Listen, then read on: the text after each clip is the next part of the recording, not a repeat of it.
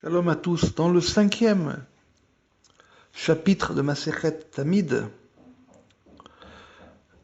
on nous enseigne que on partait de l'autel Misber Adama, le premier autel qui était à l'extérieur, et de ce feu-là, on allumait un deuxième feu, du feu de l'autel des encens, qui était à l'intérieur, qu'on appelle Misber Azav, l'autel d'or. Donc un feu allumait un autre feu. Parce que dans ce monde et en nous, les choses, elles ont toujours un mouvement double. Elles ont toujours un mouvement double. Et donc il faut être capable d'allumer le début et la fin. Ça donne une direction. On a vu dans le cours précédent, il faut prendre une direction, donc un yud, un feu. Mais il y a deux feux. Un feu intérieur en bas et un feu intérieur en haut, qui est dans la tête. Donc il faut que les deux soient allumés. Si vous regardez dans ce monde, les choses aussi, elles fonctionnent comme cela, en double. La Terre, elle a un mouvement sur elle-même, elle tourne, mais elle a aussi un cycle dans lequel elle se déplace. Elle a un double mouvement. Et dans son cycle dans lequel elle se déplace, elle rencontre lune et soleil. Aussi deux choses. Donc il faut que ces deux choses-là, puisque c'est le mouvement de ce monde, il faut aussi que ce soit en nous qu'il y ait deux feux qui soient allumés. Deux aspects. Et le deuxième feu qui est plus intérieur, il dépend d'un premier feu qui est plus extérieur. Donc il faut rentrer avec une double connexion. C'est l'un qui est censé révéler l'autre. Ça, c'est ce qu'on nous enseigne dans le 5e chapitre. Et ça aussi, ça suit la voie des harmoniques. Parce qu'une harmonique, c'est finalement un son qui saute. Donc qui passe d'un endroit à un autre, qui nous montre donc une route. Et la lettre Yud, qui est considérée ici comme un point, comme le feu intérieur, c'est aussi une voyelle. Donc vous voyez que c'est aussi lié quelque part à une notion de dofek, de pulsation. Il y a quelque chose qui nous montre sa pulsation. Ça ne nous suffit pas qu'il nous montre sa route, il doit aussi nous montrer sa pulsation. Et les deux choses doivent se réveiller. Ce qu'on appelle le réveil des harmoniques. On l'a fait entendre en nous, et donc maintenant elle doit censée nous révéler quelque chose du début à la fin. Et c'est là qu'on voit si la route fonctionne ou ne fonctionne pas. Dans le chapitre 6,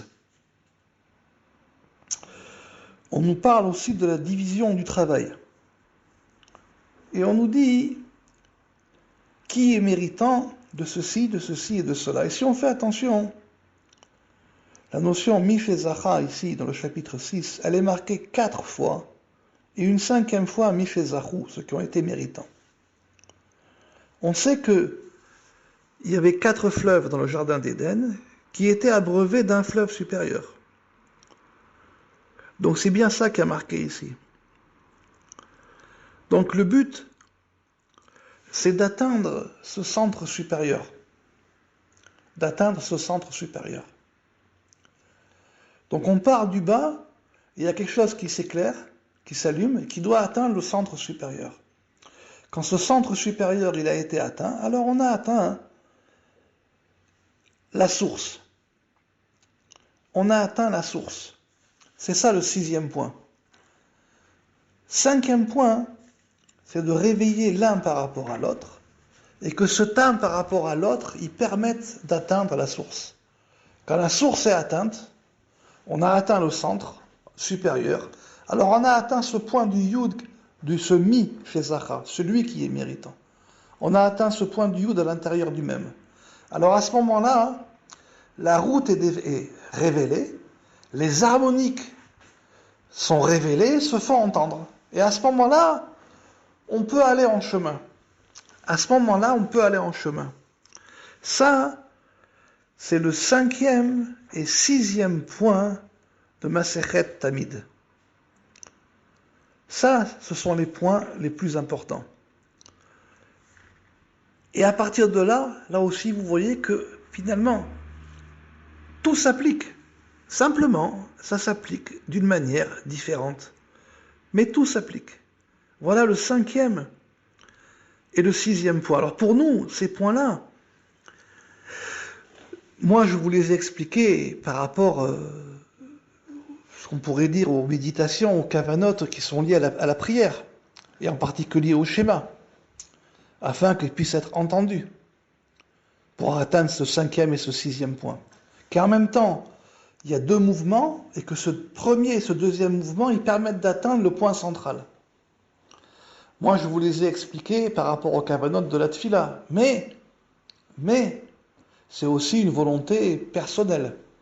Ce n'est pas uniquement le fait de faire quelque chose.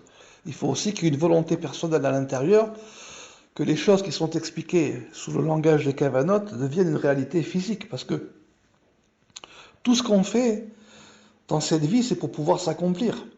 C'est pour pouvoir s'accomplir. Si on va, pour prendre un exemple concret, si on va atteindre, on va dire, mais non, ce n'est pas du feu, mais c'est de l'eau. Très bien. Ça peut être du feu, ça peut être de l'eau, ça peut être du vent, ça dépend comment on le regarde. Très bien, on va à la source d'eau, mais le but n'est pas d'arriver à la source. Le but, c'est d'arriver à la source avec un instrument pour pouvoir puiser de l'eau et pour pouvoir la boire. Et même le fait de la boire, ce n'est pas en soi une fin. C'est un moyen pour pouvoir encore continuer. Donc voilà, 5e et 6e point du traité Tamid. Bonne réflexion.